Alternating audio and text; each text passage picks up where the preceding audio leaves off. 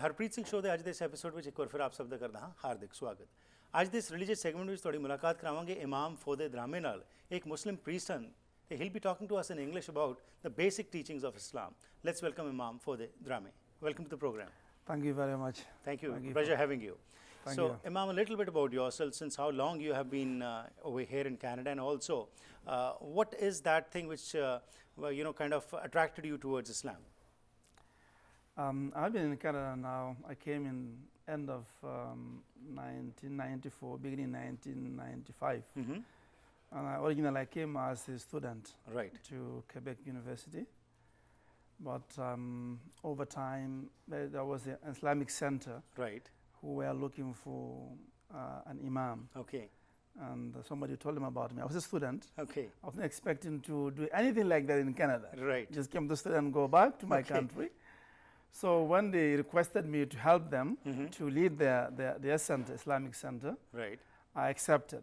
I was going to school and university and also at the same time helping them at the center. And my vocation as Imam in Canada began in that way, yes. So what was the, because of course you must have been born in Islam, that's why you chose this religion, but you came over here, and when you come over here, you have many aspirations and desires which one needs to fulfill to go to get some good job back in the country or over here. So what was it which made you just be here and go into this particular sector? Exactly, then that's the most interesting thing, because as I said, that I just came here to get education and go back to my country. I never dreamt of becoming Imam in Canada. Right. However, the turn of events in my life drew me to this. Of course, it's my family tradition. My father was Imam before me, his father before him. Maybe to 10 generations back, 1,000 years back, we have Imams in our family until me. So I was maybe expecting one day when I go back to my country, I'll become Imam there. But here of all the places, I never dreamt about it. But my destiny has caught up with me here. Wonderful. And now I'm doing the same thing that my father was doing in my country. Right. And since how long you have been in British Columbia? In BC, I came here in 1999. Oh, it's been a long time. Yes, yes. Okay, so now let's talk a little bit about Islam, because right now what is happening in the world, especially in the Western world, the way Islam is being projected and some of the things which have happened in the past have kind of, there's a different kind of image which the people feel about Islam. So let us know today about the basic teachings of Islam. Well, to begin with, as you say, the name Islam comes from the word salam, which means peace.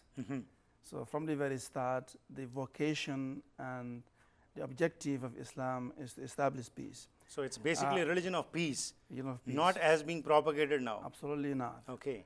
And peace at all levels, peace within yourself, peace between you and your fellow human beings, and peace between you and your Creator, the Almighty God. Okay. So at these three levels. So that's what Islam teaches. And all the teachings and the practices are all converge to this fundamental teaching, which is to teach peace and to spread peace on the earth. Right. So let's start with these three fundamentals. Let's start with the peace with yourself, and then peace with God, as you said.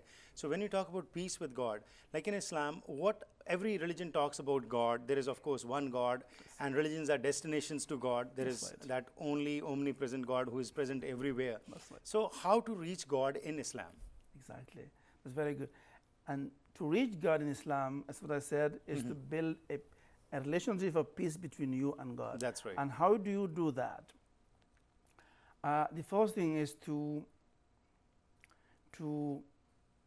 feel at peace with your Creator. And in order for that to happen, you'll have to remember Him. Hence, we say that the beginning of everything is remembrance. We call it dhikr. To practice dhikr and to call the names of God, any names of God. By calling God's name constantly, this practice brings you tranquility. It brings you happiness. And when you are happy within your own heart, there you will find God. And you will start to build a peaceful relationship with God from that point on. So it begins within yourself. You will have to find yourself first, to find your Creator. Right. You have to know yourself first to know your Creator. That's right. So that peace between you and yourself, that's the beginning. Okay. Yes. And how to get this peace? Because mind wanders everywhere. And mind is, I'm sitting here, but my mind might be somewhere else. So how to be at peace with yourself in Islam? Exactly. In order to find that peace within yourself, that's what we call, something we call prayer, Salah. Right. If you constantly establish your prayer, right, time and time, with as time goes by, you'll suddenly start to feel that coolness in your heart. Right. Start to feel that yearning to know who you truly are and who created you. And this is the beginning of your search for yourself, eventually leading you to knowing who God is and being in peace with Him. Right. So, very rightly you have said that the prayer is a bridge between you and God. Yes. But in prayer also, like what we are finding today, that prayer has become more of a commercialized thing whereby we are always demanding from that Creator, give me this, give me that, and our prayers never finish off. So in Islam, is this kind of prayer acceptable, and what kind of prayer should be there? Exactly. The prayer that is acceptable to God is a prayer that in which you remember God truly. And this remembrance of God within your prayer is done through bodily movements as well as words that you pronounce. Right. So, in the first thing, you stand upright. Okay. Then you recite few verses from the Holy Quran. Right. Then you bend, like you're bowing down. Right. Then you recite some names of God. Okay. Then you come up again standing. Then you recite the name of God again. Right. So at the same time you are praying with your tongue, but your body also has a language. Okay. When you stand, it means something to God. When you bend down, it means something to God. Okay. So standing is the upright position of a human being. Right. Erect position. When you bend down, is a horizontal position. Okay. And when you prostrate, is a kind of between vertical and horizontal. Okay. Because all relationship with God is with either vertical or horizontal. Okay. So our body also is saying the same thing as what our tongue are saying. Same thing. Okay. So once the body and the tongue are on the same level, what you say, that's what you do, and that's where real prayer begins. Okay. Yes. And because we're talking about God, and every religion believes in God. According to Islam, what is God? God is,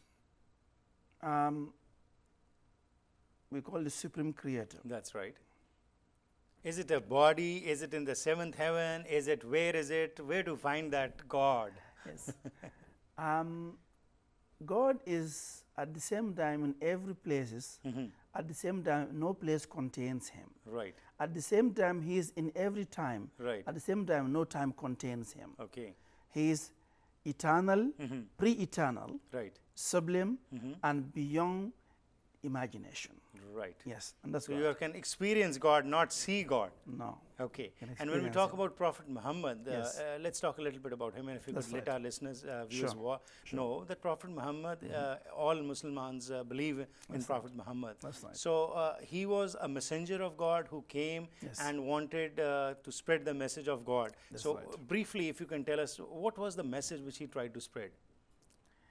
Again, it's the message of peace. That's what he came to spread in Arabia. And of course, Arabia at the time when he came was a society of ignorance, society of violence, of aggression, of killing one another, vendetta. So he came to bring peace to their lives to begin with, before going anywhere further. And of course, he had lots of difficulties in order to bring people back to a peaceful way of life. And he was physically abused. He was, of course, verbally abused. He was sent into exile, but he went through all his difficulties in order that his message finally is going to prevail, which it did after 23 years of struggle.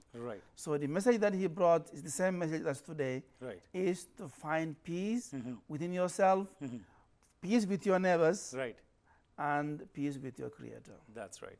And that message which was spread by Prophet Muhammad at that time, today also we are finding that violence is there, and people against each other, and that vindictiveness and fighting going around. That's right. So how do you think that message has it really reached the people it should have reached? I think no. And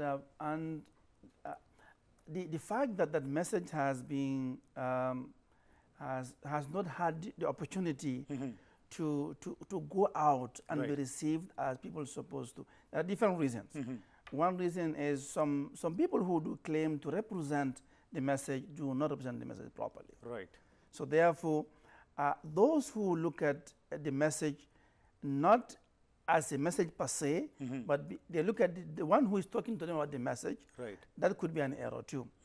That's one. And the second thing is that, of course, bad publicity and media also has done a lot to disfigure this message, not to let it to people to see it is reality. Right. So therefore, people like myself and others, we are working very hard to make sure that the message, the true message goes through to people. Wonderful. And I'm sure if they do, they'll accept it. Oh, that's wonderful. Yes, we'll continue with the discussion. Let's go for a small break, come back, and like you said, that prayer is the first foundation by which you can reach God. What are the other steps in Islam? We'll talk about after this break.